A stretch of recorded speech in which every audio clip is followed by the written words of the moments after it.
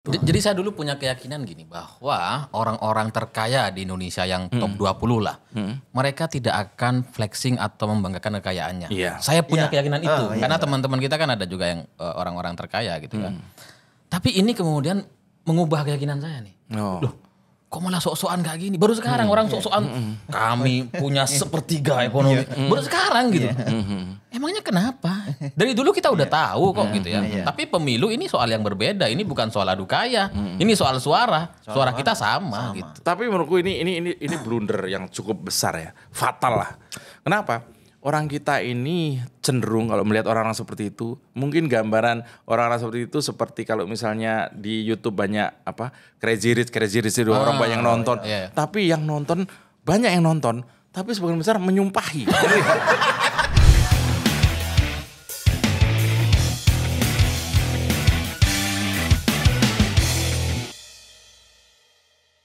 Orang-orang kaya, konon jumlahnya itu kalau dikumpulin kekayaannya itu sepertiga dari penyumbang perekonomian Indonesia.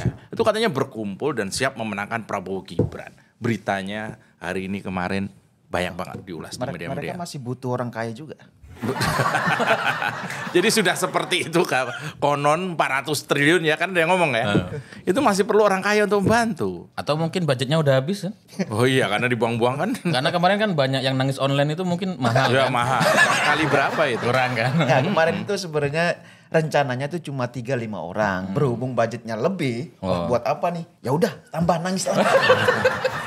Jadi ini kalau orang-orang kaya yang konon kalau dikumpulin itu tadi adalah sepertiga dari iya mungkin bisnisnya itu sepertiga dari kalau ada Indonesia segini sepertiganya orang-orang ini. Kalau mereka mau mendukung, mendorong, menyokong Prabowo, apa yang mereka lakukan? Apakah mereka akan turun ke lapangan bagi-bagi kaos?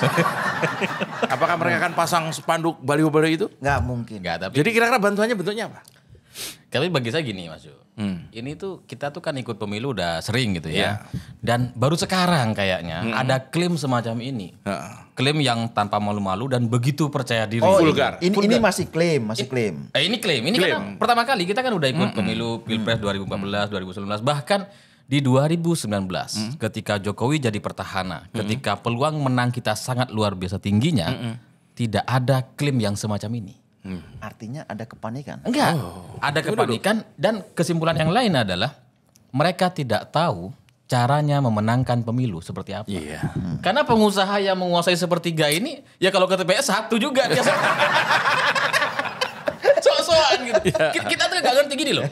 Ada pengusaha oke lah kaya sebagainya. Loh kekayaan kamu berapa triliun pun suaranya dengan kekayaan saya yang gak seberapa. Suara kita sama gitu. Oh sama tuh 1 juta. Saya kira kalau kekayaannya 5 triliun, hitungannya nyoblos tuh 60 juta.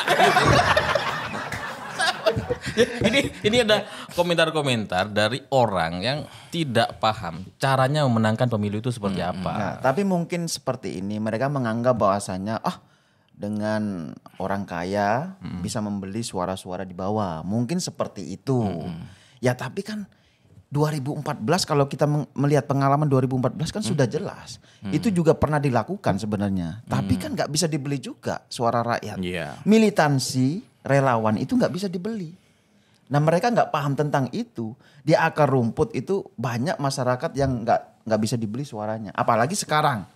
Kalau kita melihat dulu dengan sekarang tentu secara edukasi politik mereka udah semakin melek tuh. Karena udah melewati 2019, 2024. Nah artinya apa? Artinya di 2024 ini saya kok optimis bahwasanya rakyat ini semakin melek politik. Mungkin mereka diterima saja duitnya, tapi nyoblosnya tetap. Tapi mereka ini nggak nyalek kan? Ini kan pengusaha-pengusaha ini nggak nyalek kan? Ngapain nyalek? Terus ngapain dia? Gue kasih duit ngapain dia? Menurut saya gini, itu ada dua asumsi dan menurut saya dua-duanya masuk akal. Asumsi lain adalah menurutku adalah begini. Ini orang-orang ini tanpa sadar menganggap orang Indonesia masih bisa dia kelecehin. Masih bodoh. Pernah nggak lihat analogi begini? Ketika ada katakan ada ribut-ribut di sebuah desa. Ribut berhenti ya, ada orang kaya mau datang. Pernah nggak ada gitu kan? Bawa beras karung. Ini juga gitu. Ketika mereka panik ya, kubu 02 ini panik bagaimana cara memenangkan itu tadi, tiba-tiba ada yang teriak, Boy Thohir kan lama gak kedengeran kan? Yang kedengeran kan adiknya ya, Erick Thohir kan yang genit-genit berpolitik kan dia. Boy Thohir kan dia pengusaha lah gitu. Tiba-tiba dia bilang itu, jangan ribut, ada orang kaya mau datang gitu kan. Orang kaya siapa? Itu ada Sampurna, ada lagi apa? Jarum, Adaru. Dan ternyata tiga-tiganya menolak. Enggak, katanya si Boy Thohir ini punya saham di sana. Sahamnya 5% 6% lah. Gitu. Terus kemudian mengklaim itu. Ya jelas yang punya saham mayoritas marah dong. Ya, menang aja belum tentu kan. Tapi saya jadi teringat dengan teman saya Mas Ju. Waktu lamaran dia ditanya kan kerjanya apa gitu kan. Terus dia ngeklaim juga tuh punya saham Telkom, punya saham BCA, BNI. Kayak juga ya. Iya, meskipun cuma 1 slot. Lo kamu bohong? Enggak, aku emang punya. Lumayan lah. 10 juta ada lah kayak gitu Buat beli apa di sana slot? Namanya itu kan BCA.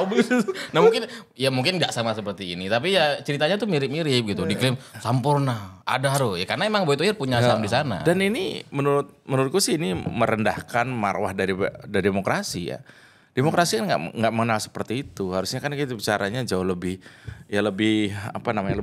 bermoral lah. Misalnya gini, saya sebagai misalnya nih ya, saya sebagai pendukung UMKM saya siap memenangkan Prabowo. Itu jauh lebih enak didengarnya misalnya.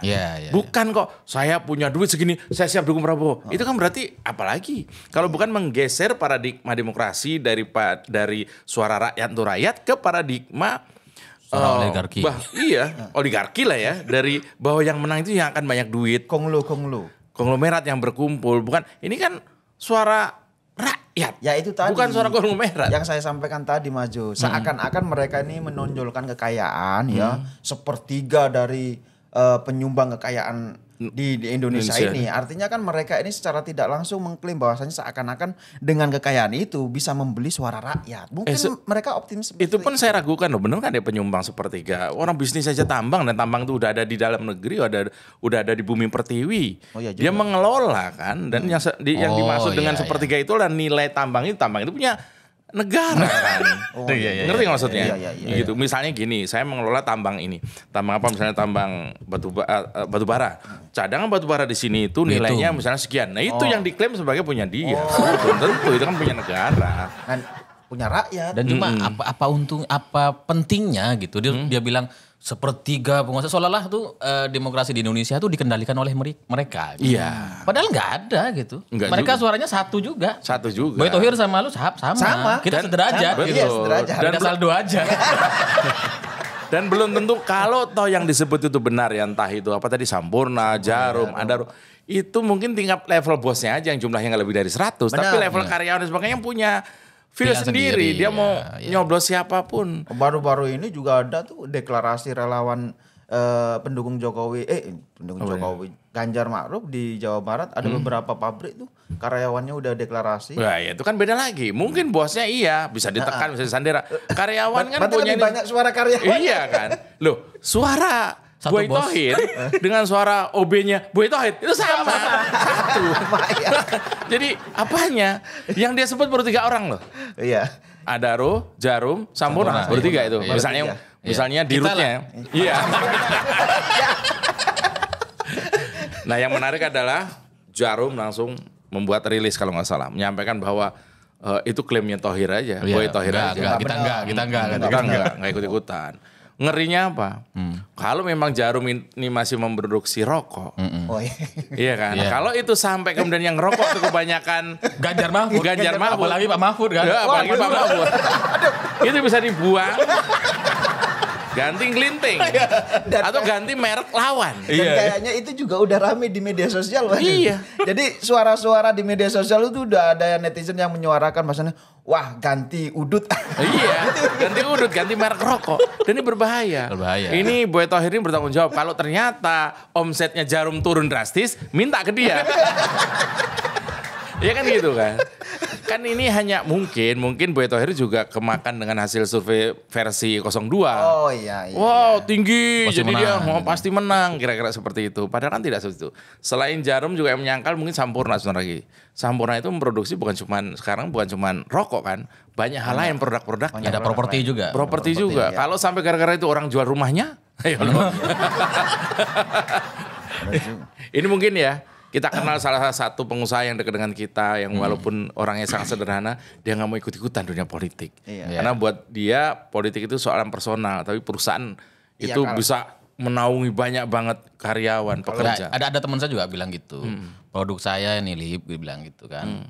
Ya meskipun pemilih Prabowo juga pakai gitu loh. Pak Ganjar juga pakai, Anies juga pakai. Iya. Jadi ya saya nggak boleh kemudian Iya, kayak betul. gitu kan. Nah, apa yang dilakukan oleh si Boy Boy Thohir Thohir ini kayaknya malah merugikan perusahaan-perusahaan Oh itu. iya. Berarti bagi mereka itu politik secukupnya, bisnis selamanya. Iya. Politik secukupnya. Nah cuman kan ini baru terjadi Mas Yum. Kenapa gitu? Kira-kira ada apa? Ya, ini kan pengusaha nih apa? Ada sesuatu di balik ini, karena kita melihat terus terang aja beberapa hari terakhir ini Pak Jokowi cukup dalam kacamata kita cukup panik ya melihat situasinya, karena banyak media yang mengulas juga kalau Kenapa panik? iya kalau ternyata Masa presiden panik? survei terakhir 42% itu sulit sekali untuk mencapai 47, 48 bahkan sampai dengan 50 itu nggak mudah. Survei 02. Bukan ya survei 02 pun banyak yang takut-takutan lebih 50 karena faktanya tidak segitu. Iya dong. Ada juga yang lebih Orang luar. bilang katanya Jawa Barat itu kandangnya Prabowo. Lihat kemarin Pak Ganjar ke Jawa Barat kayak gimana. Iya. Wah. Iya, apalagi ditambah dengan slang Mega. masuk, ditambah Bu Mega yang hari ini berulang tahun. Ditambah hari ini juga tadi ada deklarasi. Ada deklarasi lagi dan selalu makin banyak tiap harinya deklarasi dari kelompok-kelompok yang katanya di seberang sana, ternyata juga faktanya ke sini. Fakta-fakta di lapangan itu tidak bisa kemudian kita tutup sebelah mata dan mengatakan bahwa survei mereka Pasti benar. tinggi Iya, banget ya, belum tentu juga gitu. Karena memang tanggal 14 Februari masih banyak kejadian nih. Akan makin banyak blunder. Perubahannya makin cepat. Iya, debat Wapres kemarin juga penuh dengan blunder. Itu bukan blunder lagi, masuk Iya. jurang. Masuk jurang kan. Apalagi saya dengar juga di daerah Jawa Timur, Madura ya. Iya. Kemarin itu ada info bahwa ada semacam kekecewaan masyarakat sana lah. Kemarahan kemarin. Kemarahan mereka yang mungkin diwujudkan dalam bentuk mungkin video. Tadi juga ada video dari teman-teman dari Madura, kemudian juga ada spanduk-spanduk. Dan ini nggak bisa sekali lagi nggak bisa dipandang sebelah mata. Apa iya setiap kali 02 itu blunder, ininya tambah naik. Iya kan? Mereka nggak blunder naik. Naik. Mereka blunder naik. Mereka malah tinggi. Dan yang aneh, Ganjar itu banyak sekali capaian-capaian, hal-hal positif dilakukan, turun terus. Padahal yang sering ketemu rakyat ya Ganjar. Yang gitu sering kan. ketemu rakyat Ganjar gitu ya, yang nggak pernah memaki-maki orang itu ya. Ganjar. Tapi kenapa turun terus? Yang survei yang memaki malah naik. Malah naik. Yang dasmu etik, Iya. goblok dan sebagainya. Loh, Anies juga nggak naik-naik banget. Artinya ini boy diapain aja dia naik lah. Gitu. Ada kasihan juga mau ngapain aja di bawah. Tetap di bawah. Ya kan ini kan kemudian jadi pertanyaan oleh orang-orang. Dan ada satu lembaga survei di 02 itu yang disewa oleh 02. Itu hampir 2 minggu sekali survei. Rilis. Survei yang kemudian dirilis itu pasti ada maksudnya. Iya. Enggak, tapi Survei. anggarannya tuh berapa ya? Wah yang nggak usah tanya anggaran ke situ. Itu unlimited itu.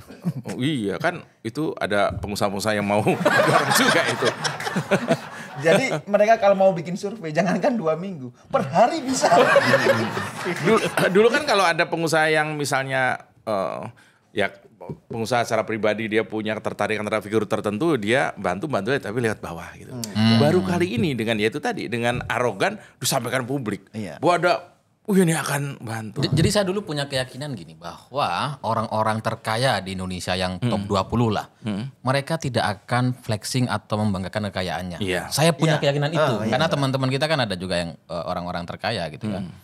Tapi ini kemudian mengubah keyakinan saya nih. Oh. Loh, kok malah sok-sokan kayak gini? Baru sekarang orang sok-sokan kami punya sepertiga ekonomi. Baru sekarang gitu.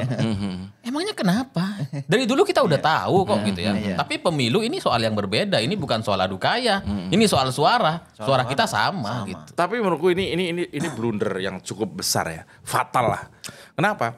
orang kita ini cenderung kalau melihat orang-orang seperti itu, mungkin gambaran orang-orang seperti itu seperti kalau misalnya di YouTube banyak Crazy Rich itu orang banyak yang nonton. Iya. Tapi yang nonton banyak yang nonton, tapi sebagian besar menyumpahi. Iya kan? Iya. Kayak debat semalam. Iya. Orang suka nonton, bukan nonton untuk dikagumi, untuk nyumpahi. Ini juga akan kejadian nih Boy Thohir ini. Bisa jadi orang membaca berita tentang Boy Thohir, lihat aja di komen-komennya. Iya, Kita upload aja tuh, wah yang maki-maki banyak banget.